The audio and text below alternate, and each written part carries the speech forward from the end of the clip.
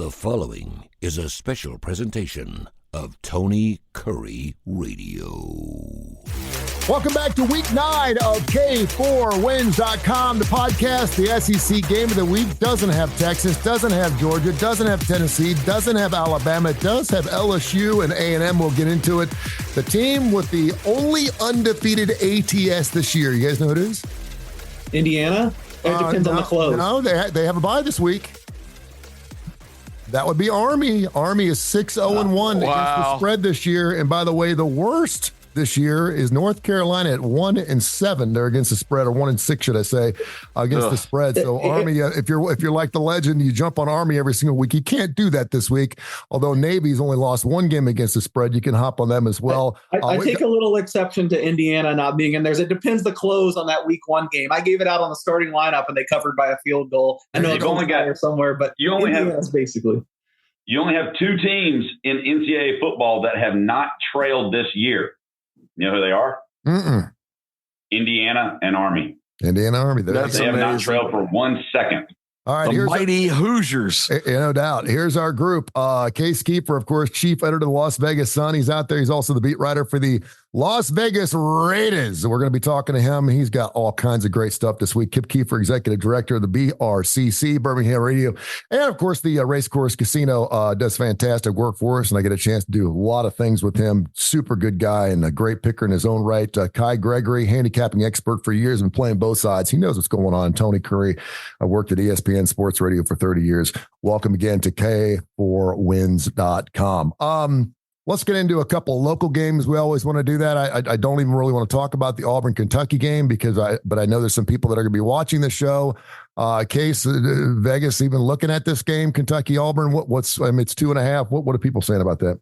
I am Auburn money line for me. I think I bet plus 125 early in the week. It's down to 1 actually this morning. Finally, I was getting a little worried because I really thought the number was wrong and there'd be Tigers money. And there hasn't been all week till now. We're recording on Friday morning. Saw some money come in.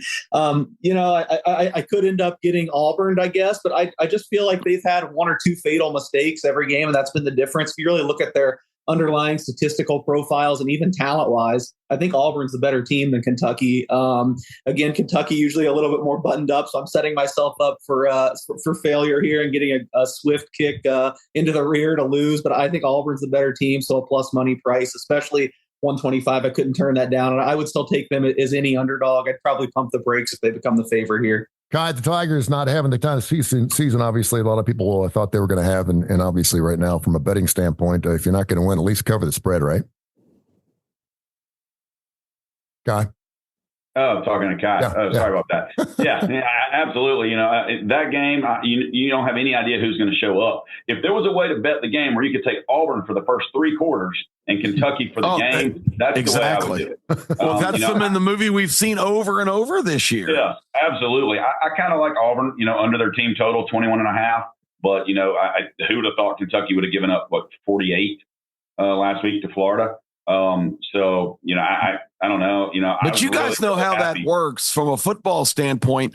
If you're a guy playing defense and a high profile player and your unit's playing well, you're playing your guts out, and your offense just game after game is not productive, eventually you kind of lose your fire and your incentive as a defense. And it's unfortunate, but I've seen it so many times over the years that a team that gets stamped as a great defensive team just kind of loses their mojo, because what's the point? Your offense can't score.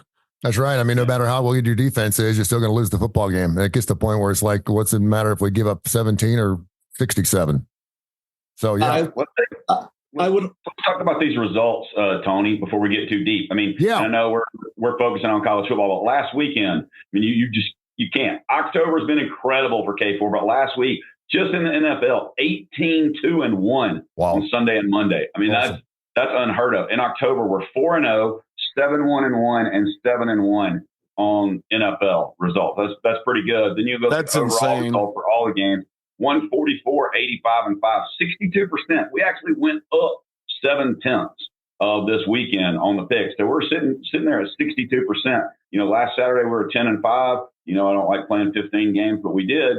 So, can't be upset last weekend with a 19-6 weekend. If you're a gambler, I was going to say, if you're a gambler, you're better. 62% is golden. I mean, that's it. I mean, if you're listening for the first time, you're like 62% minus the juice. What are you talking about? 62% is rocking hard, man. It's good. Well, Kyle, you were saying before the show that a lot of that statistical excellence is kicking butt in the team totals, which maybe some people tuning in are casual fans. Explain what that means.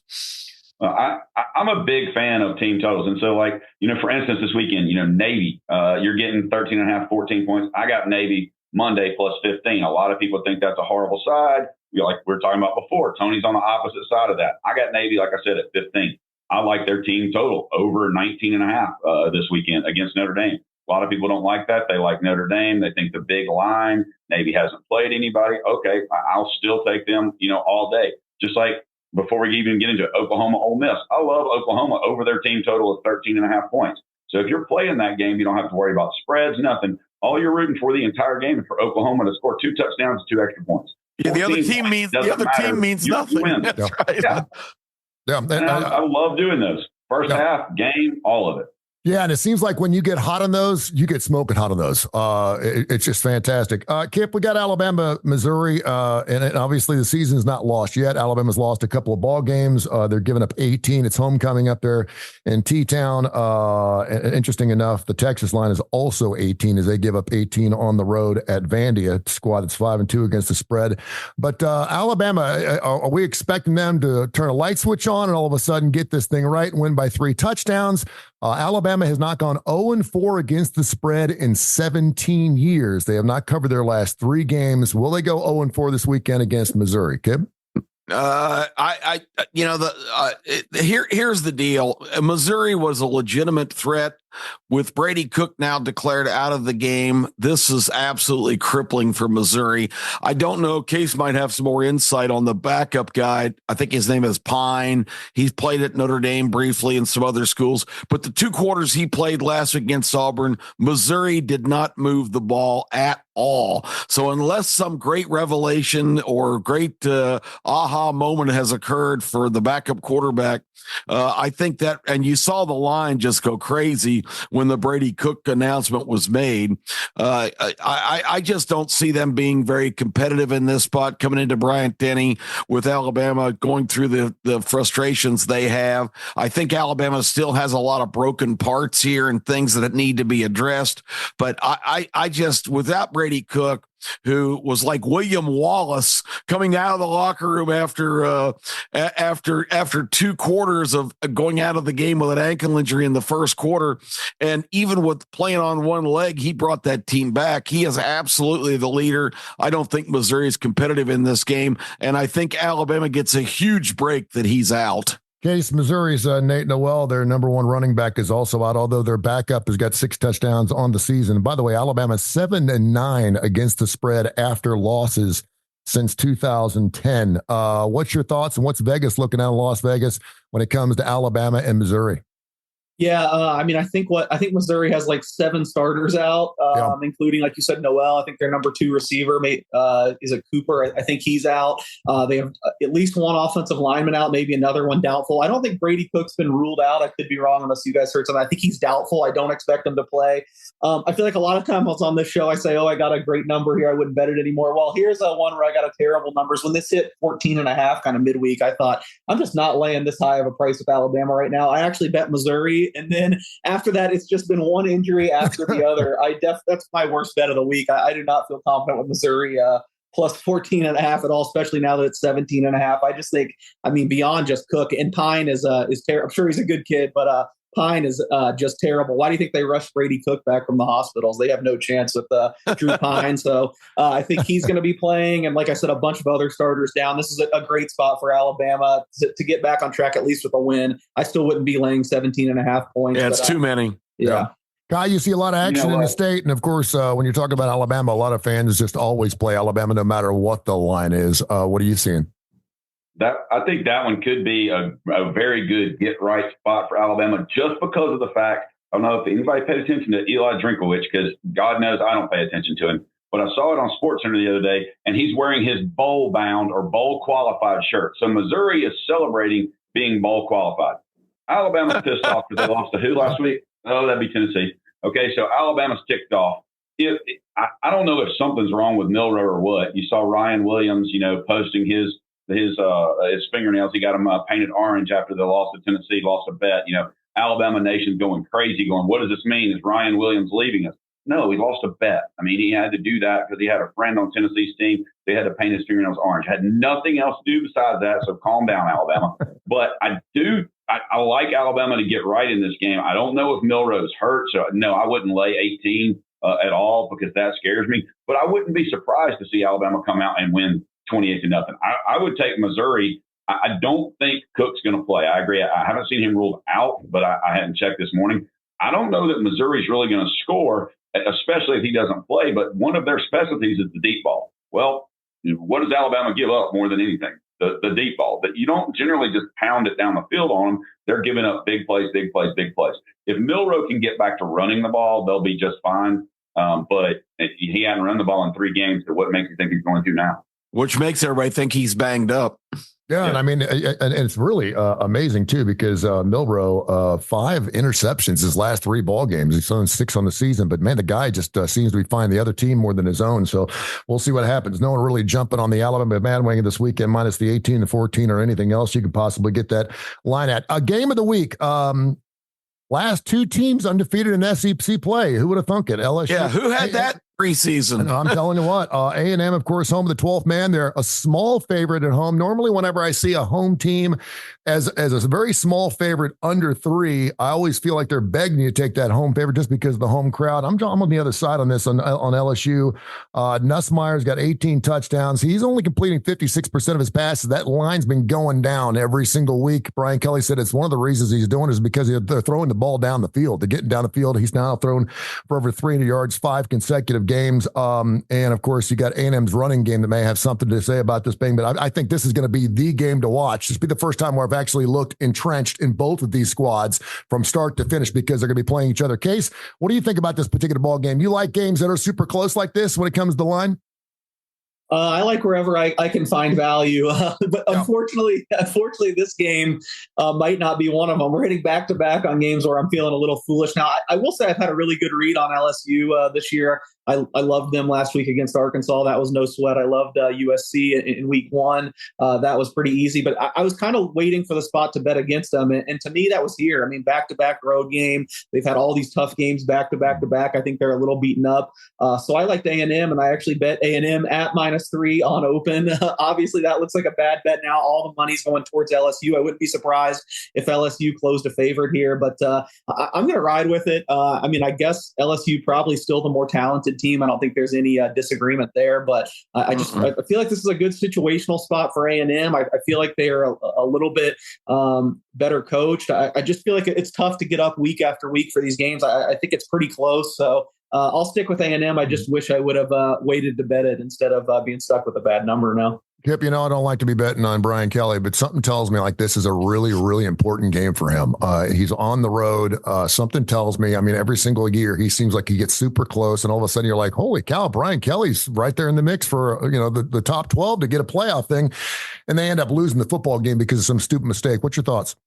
Well, it's a bigger game for him because they come in with the USC loss. I guess you could say for both teams, I wouldn't call this an elimination game, but you really hurt your chances if you drop this game for either of these teams. I went against A&M last week at Mississippi State. I took the points, so that was an easy cover. Mississippi State always stayed within the spread. Texas A&M still doesn't have what I would consider an explosive offense. They're efficient with Wigman, but I don't think they're going to scare anybody when they have the ball. It's a really tough game to forecast because LSU has a lot of crippling injuries, particularly in their running back core. Nussmeier is just a gunslinger. He'll just fire it all over the field, but he throws it to the other team pretty often because sometimes there's collateral damage and the other guy catches it. So I really think this is an intriguing game. It's hard for me to really zoom in on who I like, but I would just say instinctively, I think A&M has gotten that label of being in first place in the league, and I don't think maybe that's really what they or anybody else expected. So I think maybe there's some self-imposed pressure, and we saw it in Starkville last week. They got through that game, but if I had to be pushed to a side, I would take LSU here. Guy, LSU's won 7 the last 10 straight up. Who you got? I think Brian Kelly's an idiot, so I would go with Texas A&M. LSU's got a better defense, but I would never bet ever on Brian Kelly. I mean, yeah, ever. So, I mean, I'm not going to bet the game at all. If I did anything, if it was a 2:30 game, I'd play the under, but it's a 6 o'clock game, so who knows? I mean, I would have to go with the 12th man because, like I said, Brian Kelly will find a way to blow it. Yeah, I mean, every coach that's been at LSU, or the last 3 coaches at LSU have won national titles. I don't know if Brian Kelly is going to be that 4th guy, but I'm not an X and O's guy. I'm a good eye guy, and I can't help but think that LSU didn't know what they were doing when they poached a guy from Notre Dame to come to LSU for the kind of money they're paying him, because they knew that bringing him in was going to bring him a national title. And he's set up. He's right where he needs to be. He had the quarterback last year, obviously, to get that done. And Jaden Daniels, we've seen what he's doing in the National Football League, but this is where he's got to make hay. And Tony, that list includes coaching geniuses like Les Miles and Coach O. Yeah, and Coach O. You're right. So Brian Kelly should have a shot, right? I mean, that should be good. Compared to them, he's a Mensa guy. All right, we're going to get into some NFL a little bit because our NFL's been so stinking hot. K4Wins.com. K4Wins.com. Go check our website. It's free. You can check out all of our plays. If you miss anything here on the show, you want to watch the show, find out why we love what we play, it's fine. But if you just want to go to K4Wins and do that as well, let's go around the horn and give us some of our best plays of the weekend when it comes to college. We'll get the NFL. Kai, we'll start with you in the upper left-hand corner like the Brady Bunch. What's really sticking out to you this week in college football? And I know you got a lot of team totals. Yeah, so Illinois-Oregon game, we hadn't even talked about it. I really like the running game for Illinois to try to keep that game within the total as well as Altmaier, their quarterback. I like. I would go Illinois over their team total of 16.5 in that game. I don't want to bet a Malzahn game, but I will bring that up. BYU 2.5. I'd probably take BYU over their 26.5 team total, but I haven't really gone that way yet. Arkansas, Mississippi State, SEC game we hadn't talked about. But think about this. Arkansas's last 3 opponents, LSU, Tennessee, A&M. Mississippi State's last 3 opponents, A&M, Georgia, Texas. This is thank goodness I'm not playing an incredible team game there. I think Arkansas is a better team, but with that line, who knows? I really like Vandy over their 16.5 team total against Texas. I think they're going to put some points up. You don't know if Ewers or Manning is playing, but we know Pavier. And he's put up some points, and being at home, I think they're going to put up at least 17 points. Even though Baylor Texas still has a great defense. I mean, we knew that Texas was giving up 6 points a ball game, and now it's up to like 9.5 since they played Georgia. But I mean, that defense was number 1 in the country before they played the Georgia Bulldogs. Obviously, Georgia was onto them in the first half. Yeah. I kind of like Baylor tonight. I like Memphis. Not tonight, but I kind of like Baylor and their team total, like Memphis over their team total. I think Indy minus 6.5 with Tavon Jackson coming in at quarterback against Washington. I think Indy probably gets their team total at 31. Lions laying somewhere around 6 still. And, one of my games that I don't know why, I just really like Wisconsin. If they're getting 7 against Penn State at home, the distractions that Penn State's been going through with the rape allegations surfacing again this week and James Franklin just completely ignoring it, the AD having to talk over and over and over again, I think that there may be something there. It's probably not something I'm going to play, but, if I had to there, and I would take Ohio State over their team total 37 against Nebraska. Wow. Okay, Kip, we did the show yesterday. We recorded the show. The ABC's 33-40 starting lineup that'll butt up against that Notre Dame Navy game coming up tomorrow morning as we record the show on a Friday at 11 o'clock. And I believe that you had the Badgers in that game. Did you not? Did you not have the Badgers against Penn State? I have picked Wisconsin as my upset of the weekend. Yes. Best bets upsets on the starting lineup. So I concur with Kai there. Case before the season was high on Penn State coming in, and he has still ridden that wave. And the Nittany Lions have performed admirably. I loved USC 2 weeks ago against them, and they got behind and came back and won the game. But I still don't like the James Franklin program. There's just something about this team that I have not really felt like they're a legitimate contender, and yet here they are in the top 3. They are due to take a fall. Wisconsin has gotten better and better since the Alabama debacle. They're playing at home. They're getting a touchdown. I just think they've got a good chance to maybe upset Penn State here. And I know I zone in on certain teams that I just don't really care for. And this is kind of that poster child team for me this year. So I do like Wisconsin in this game. The game of the week for me, Tony, in college, Ole Miss and Lane Kiffin, they've, to quote the old Richard Pryor bit about Leon Spinks fighting Muhammad Ali when he said, every time you start trouble, I'm going to grab you because I got to have it this evening. Lane Kiffin's got to have it this week. And Oklahoma, I am declaring categorically, without any doubt, is the worst team in the SEC. This offense is such a dumpster fire. The defense is very skilled and very good, but it's that same syndrome where you don't want to bust your ass on defense every play all the time if you know it's not going to pay off with any results. And Oklahoma is just awful. They're going into Oxford. I think Ole Miss routs them in this game. Any other games that you see jumping out at you there, Kip? You seen college football? Well, you guys are probably going to send some mental health officials over to check me out on this probably. One. But this team has been the butt of everybody's jokes all year. They started off number 10. Florida State is terrible. I am not going to try and sit here and sell you that the Seminoles have had a great epiphany or are going to be a different team this week. But when you're a really bad team and now you're playing your most hated rival who's undefeated, number 6 in the country, and you're getting 3 touchdowns, all of a sudden a meaningless season becomes, wait a minute, this is our chance to go down there and really stick it to Miami. I don't think they're going to win the game, but Miami's defense is so bad, so bad.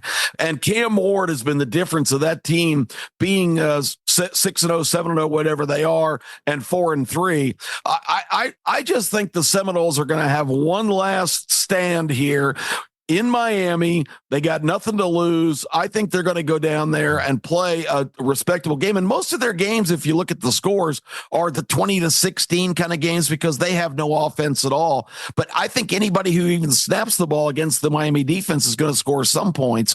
So I like Florida State plus 21. That is hard to believe that team was preseason number 10. I mean, that was one of the major screw-ups for AP writers. I mean, it really is. It's just incredible.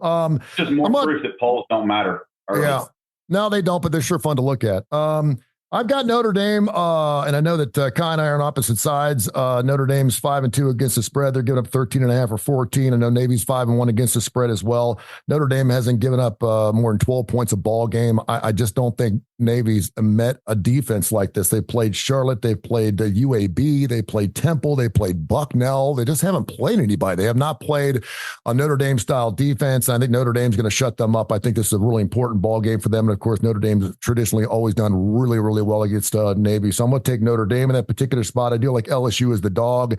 I think anytime you can get them plus some points, I think that's probably a good play. Another game is the Sunflower Showdown. I'm going to be going with those Wildcats of K-State taking on Kansas. They're coming home for the first time in 35 days. K-State 5-0 under Coach Kleiman.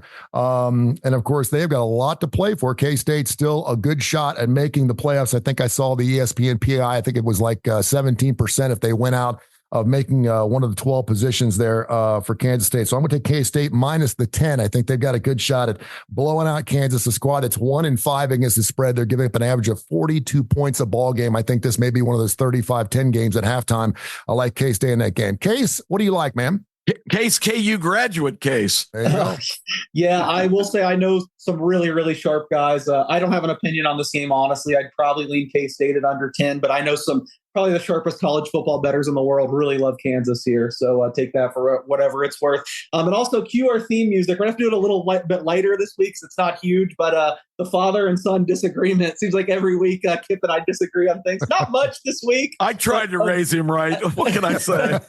I will say I don't get, it's not just Kip, it's a lot of people. I don't get why people don't like this Penn State team. I mean, I think if you look back, I think if it was a 12-team playoff the last 10 years, I think they would have made it 8 times. I mean, yeah, they're not Ohio State. They're not Alabama. They're not Georgia. But I think James Franklin's done a great job, has a lot of talent on this team. I did not bet this game. I made it exactly 6.5. I would not be surprised if they lost. But, I mean, Penn State, they had a bad first half against USC. And then you look what they did the second half, that they were unstoppable, made great halftime adjustments. James Franklin, terrible PR guy, if you saw what happened this week. But I think he's a really good coach. I like the Penn State program a lot, where they're at. I'm not betting this game. I will say I bet Oklahoma plus 21, and I think that one's actually aged really well. All the rumblings are that Trey Harris is going to miss this game, and he's really been Ole Miss's whole offense. I actually expect an inspired effort from the other side, from Oklahoma, with Seth Luttrell getting fired, going back to Jackson Arnold. Hawkins obviously couldn't throw the ball. I think there's a little bit more confidence in Jackson Arnold. I don't really know where Ole Miss is right now, so I'm not expecting him to win outright, but that's a big number.